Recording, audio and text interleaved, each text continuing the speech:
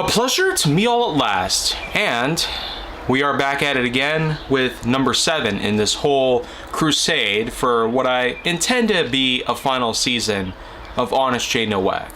This is season 5, and looking back at all the progress I made, it's incredible that I basically got 2,668 episodes, but now we're on to number 2669, which will be specifically about museums.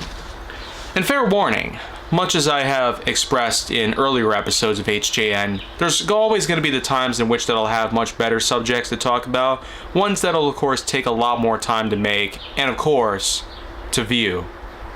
That is, if anybody really cares to view my videos from start to finish. Anyways though, museums are in fact the ubiquitous cultural development center. More specifically, these are buildings that specifically encapsulate various forms of history.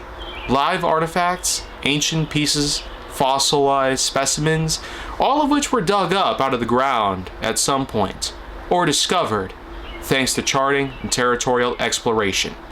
Archaeology, which mainly does allow for the likes of exploring various lands from the United States to Asia and even the deep bowels of Australia, where some of the most dangerous, terrifying creatures are known to exist.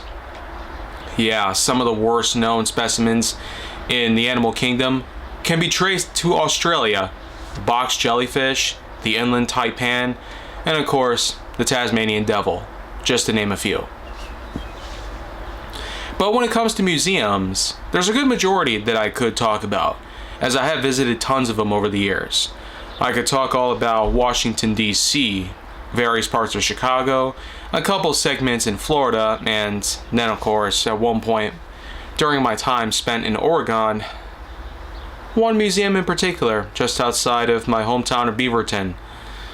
But maybe a good way to explain how museums work goes something like this. First off, museums are first built typically in accordance with compliance of land ownership, as well as the intent to have educational purposes made from within these said buildings.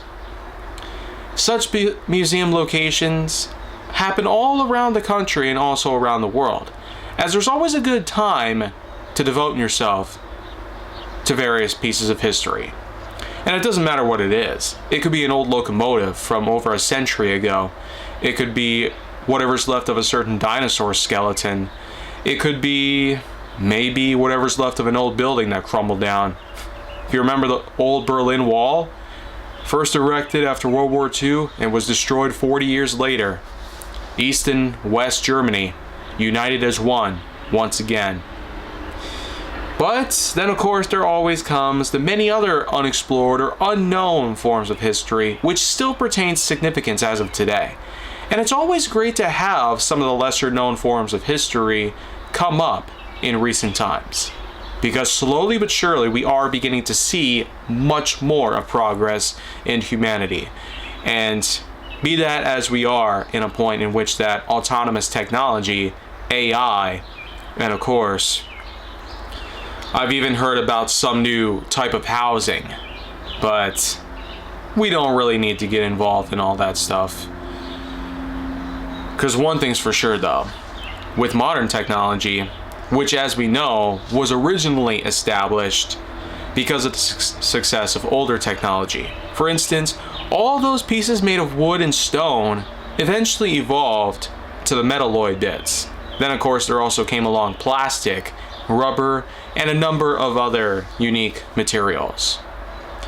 Such unique hybrid compounds were also pieced together thanks to the usage of modern science, in which technology has allowed to become more eco-friendly and biodegradable, so that way all we can do is not only demolish most of today's buildings, but also bury whatever left of the rubble into the ground.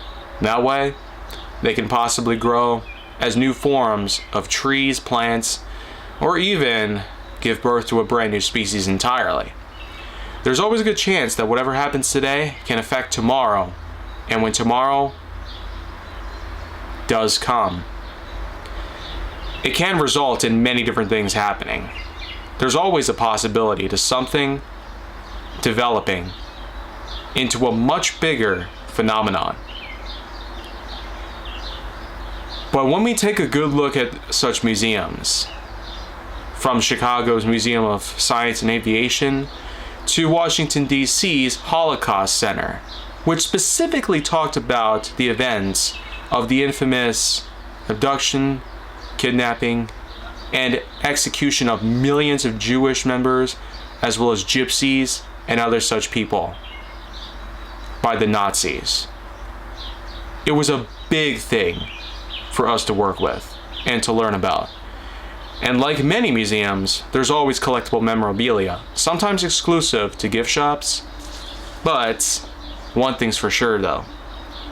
Any of you been to Louisville, Kentucky? Get yourself a good visit at the Muhammad Ali Center. I never once took this band off ever since I visited back in March. But that's only because his life was a big idea that sure has evolved into what we know as not only better treatment of race, but also the understanding of how the POC has done so much more than what was originally thought of. At a time when slavery was once common, he stepped up and took a stand by using his fists to pound against injustice as well as the hierarchies that were all against him for little to no good reason. And we all know that event in 2016, his death. It was a big deal. He was a face of the United States that changed the way people think, not only of him, but to other people like him. But we are certain that many people like him today will hopefully carry on his legacy and do more to ensure that race is kept in a peaceful manner with the rest of the country. Of course, we could also talk about the Illinois Railway Museum, in which old equipment is still alive and well after decades of usage over the years. We could talk about the one and only surviving Burlington route Nebraska Zephyr, an E5 series with 5 coaches. And of course, the unique Mars Light, which pivots around inside to let people know the train is coming. While it used to run over 100 miles an hour, nowadays it usually goes no more than 40 miles per hour. Most likely because the museum tracks aren't built that well for high-speed travel. We could probably even talk about the official Smithsonian Center, also in Washington, D.C., in which that, more specifically, there's a lot to learn about when it comes to United States history. There's old cars, another locomotive, which was of course of the Southern Railway, engine 1401. You might even remember when we covered the documentary based on the 1942 Norcross incident. 1401, along with another Southern Railway PS4 class engine 1403, slammed into a Chevrolet at a crossing, derailing both engines. They both became damaged, but thankfully they weren't scrapped on site. 1401, as we probably know, is still around today on preservation at the Smithsonian in DC. One of many places that the engine would visit at the time that it was at its all-time high. And as you probably know by now, there's a lot more relating to history that I managed to learn thanks to visiting certain museums. There, of course, was the Harley-Davidson Center, which talked a lot about how motorcycles in the last century had changed the way people rode on roads. There was also the Mitchell Park Domes, a unique center that preserved a lot of rare and exotic plants of all types.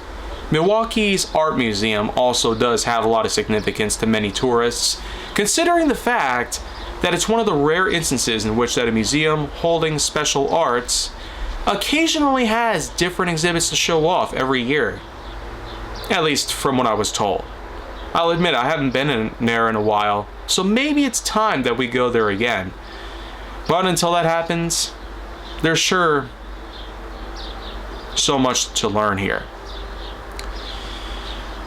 But I feel like I don't want to waste all day talking specifically about certain things in correlation to museums or whatnot, so I'll pretty much just end it here. Make sure to like, subscribe, comment, follow me wherever you can find me, and stay on the Hollywood side for more HJN and other things on the channel